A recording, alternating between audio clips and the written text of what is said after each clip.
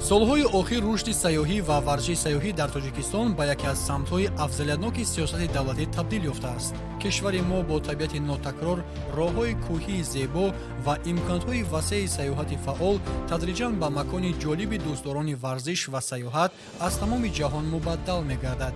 дар ин замина сайёҳии дучархаронӣ ҳамчун яке аз намудҳои муосир, экологӣ ва оммавии сайёҳат мавқеи махсус пайдо намуда, ҳамасола шумораи бештари ҷавонон ва ҳаводорони тарзи ҳаёти солимро ба худ ҷалб мекунад. маҳз дар доираи чунин ташаббусҳо нахустин лоиҳаи бузурги экспедитсияи байналмилалии сайёҳати блогерӣ тавассути дучарха дар Тоҷикистон роҳандозӣ гардид, ки ҳадафи он на танҳо таъин намудани ҳазорҳо километр роҳ, балки муаррифӣ фарҳангу тамаддун, таҳкими сулҳу дӯстии байни халқҳои минтақа ва тарғиби тарзи ҳаёти солим мебошад. ин иқдоми бесобиқа таҳти шиёри дӯстии бесарҳад баргузор шуда бори дигар нишон дод, ки варзиш, сайёҳат ва технологияҳои муосири иттилоотӣ метавонанд ба воситаи пуриқтидори наздиксозии мардум ва густариши ҳамкориҳои минтақавӣ табдил ёбанд. бо ташаббус ва сарпарастии Ассотсиатсияи блогерони Тоҷикистон, ширкати сайёҳии ватании Сии Таҷикистан ва Федератсияи варзиши сайёҳии Тоҷикистон 2 нафар блогери тоҷик ба сайёҳати бузурги байналмилалӣ баромада, дар давоми 42 шабона рӯз тавассути дучарха кишварҳои Осиёи Марказӣ, Ҷумҳурии Узбекистон, Ҷумҳурии Қазоқистон ва Ҷумҳурии Қирғизистонро тай намуда ба Ҷумҳурии Тоҷикистон баргаштанд. рӯзи анҷоми ин сайёҳати таърихӣ дар даромадгоҳи Чорбоғи шаҳри Душанбе фазои идона ва тантанавӣ ҳукмфармо буд.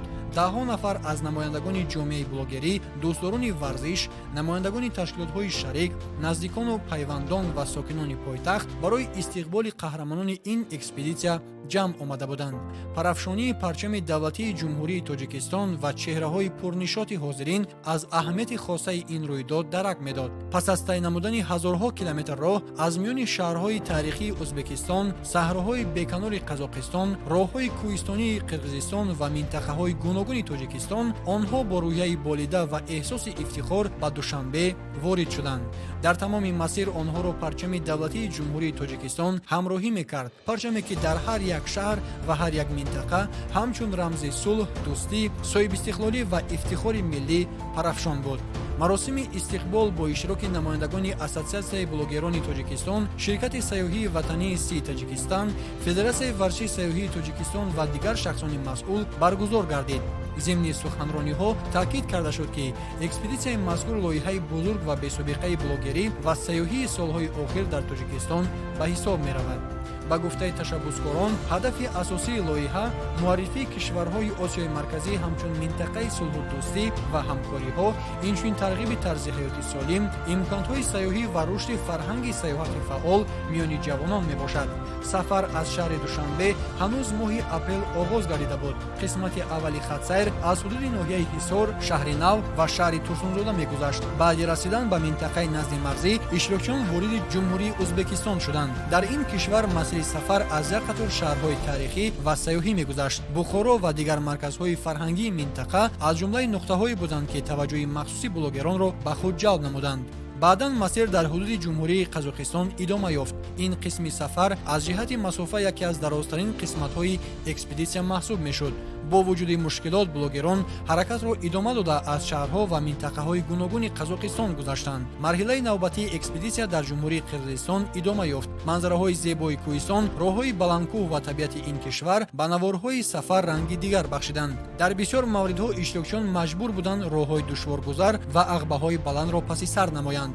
маҳз ҳамин қисмати сафар бештар хусусияти варзишӣ дошт, зеро ҳаракат дар шароити кӯҳистон аз онҳо сабру тоқат, омодагии ҷисмонӣ ва маҳорати баланди дучархасавориро талаб мекард. дар ҳар се кишвар блогерон бо сокинони маҳаллӣ мулоқот намуда меҳмон мешуданд ва дар бораи сулҳу дӯстӣ, сайёҳату варзиш ва тарзи ҳаёти солим ҳамсӯҳбат мегардиданд. яке аз хусусиятҳои муҳими лоиҳа истифодаи фаъоли шабакаҳои иҷтимоӣ буд.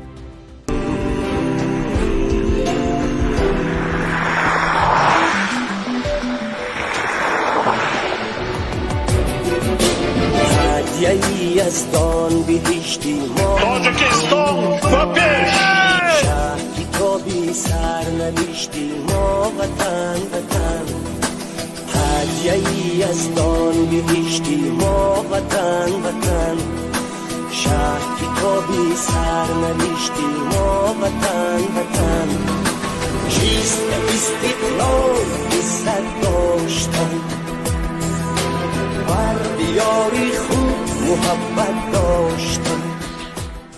дар 42 рӯзе ки мо осиёи марказиро гаштем ва шукрона мекунем ки соқи саломат ба ватани азизмон баргаштем. Тоҷикистони азиз, дар кадом давлате ки мо мерафтем, хоҳ Қазоқистон, хоҳ Қирғизистон, хоҳ Узбекистон, моро ба як чиз мешинохтанд ва инам бошад ба парчам. ва мо ҷавоно як чиз мегӯем ки раҳмат ба асосгузори сулҳу ваҳдати миллӣ, пешвои миллат муҳтарам ҷаноби олӣ ки ҳамсоягариро байни мо чунон бақувват кардагия ки ҳатто моро бениҳоят дар сарҳадо бе тафтиш мегзаронад ки шумо дӯсти моен, ҳамсояи моен ва мо фахр мекунем ки чунин ҷаноби олӣ дорем ва фахр мекунем ки мо ҷавоно созандаи ан ҳамин миллатем. раҳмат ба ҳама нафароне ки дар ҳамин сайри 42 рӯза моро дастгирӣ карданд. дар ҳамин ҳолат мо ҳамин қадар суханое ки аз таҳти дил биромад тонистем шумода гуфта. раҳмат ба тоҷикони тамоми рӯи олам, хоҳ дар Қазоқистон, хоҳ дар Қирғизистон, умуман дар ҳамин осиё моро тоҷикон меҳмондорӣ кардану шаҳрвандои ҳамин давлатҳо.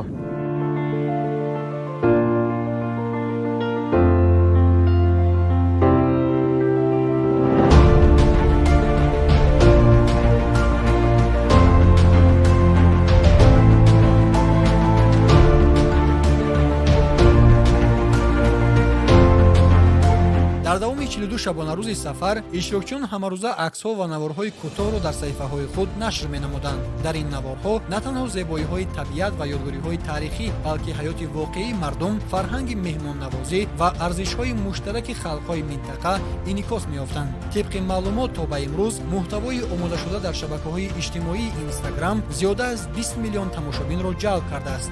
ин нишондиҳанда аз таваҷҷӯҳи бесобиқаи ҷомеа ба чунин лоиҳаҳо ва нақши онҳо дар рушди сайёҳӣ шаҳодат медиҳад. пас аз анҷоми марҳилаи байналмилалӣ, иштирокчиён тавассути шаҳри Исфара ба Тоҷикистон ворид шуданд. манзараҳои кӯҳистонии водии Фарғона ва Зарафшон ва роҳҳои пешдарпеч барои иштирокчиён хотирмонтарин қисмати сафар гардид. аз ноҳияи Айнӣ блогерон ба самти ноҳияи Варзоб ҳаракат намуда, баъди убури роҳҳои кӯҳистонӣ ниҳоят ба шаҳри Душанбе расиданд.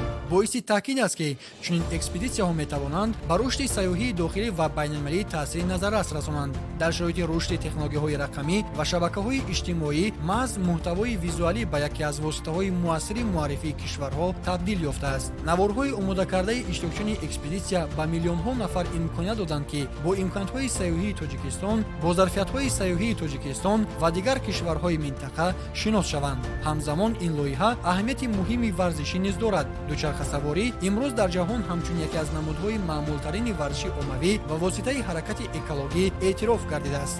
он на танҳо ба беҳбудии саломатӣ мусоидат мекунад, балки фарҳанги эҳтиром ба муҳити зистро низ ташаккул медиҳад. яке аз ҳадафҳои асосии онҳо ҷалби ҷавонон ба тарзи ҳаёти солим ва рушди фарҳанги сайёҳати фаъол мебошад. ба андешаи онҳо ҳар як чунин экспедитсия метавонад ҷавононро ба машғулиятҳои варзишӣ, омӯзишӣ, фарҳанги халқҳо ва шинохти беҳтари меҳан ҳидоят намояд.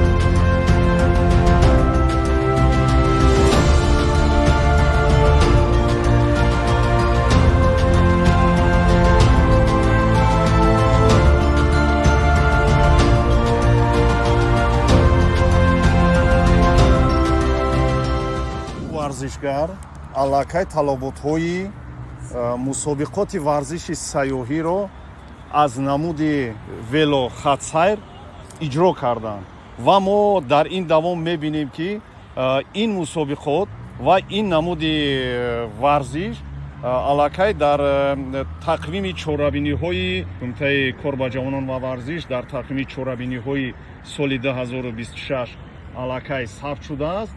ва мо мебинем агар то моҳи март ки ин мусобиқа ҷанбаст мегардад, моҳи марти 2027, агар ягон нафар зиёда аз 3000 километр ва 1.5 моҳ агар зиёда ин талаботро иҷро накунад, инҳо аллакай чемпиони ин мусобиқоти ҷумҳуриявӣ оид ба велосаёҳӣ дониста мешаванд. муҳимтарин паёми ин сафар дар шиёри дӯстии бесарҳад таҷассум меёбад. дар тӯли 42 шабонарӯз иштирокчиён аз садҳо деҳа ва даҳҳо шаҳру ноҳия гузаштанд, бо даҳҳо нафар мулоқот карданд ва дар ҳама ҷо муносибати гарму самимӣ диданд. ин таҷриба бори дигар собит намуд, ки халқҳои осиёи марказӣ бо риштаҳои мустаҳками таърихӣ, фарҳангӣ ва маънавӣ бо ҳам пайванданд. сарҳадҳо метавонанд кишварҳоро ҷудо кунанд, аммо дӯстӣ, эҳтиром ва якдилӣ мардумро ба ҳам наздик месозанд. экспедитсияи байнулмилалии дучархасаворони тоҷик на танҳо як саёҳати чандин ҳазор километра буд, он ба рамзи ҳамкории минтақавӣ, дӯстии халқҳо, тарғиби тарзи ҳаёти солим ва рушди сайёҳии муосир табдил ёфт. ин лоиҳа нишон дод, ки тоҷикистон на танҳо дорои имкониятҳои бузурги сайёҳӣ мебошад, балки метавонад ташаббускори иқдомҳои навоварона ва таъсиргузор дар сатҳи минтақа низ бошад. натиҷаҳои ба даст омада ва таваҷҷӯҳи миллионҳо нафар ба ин сафар аз он шаҳодат медиҳад, ки чунин ташаббусҳо дар оянда низ метавонанд барои таҳкими нуфузи байналмилалии тоҷикистон ва муаррифии бештари имкониятҳои сайёҳию варзишии кишвар саҳми арзанда гузоранд.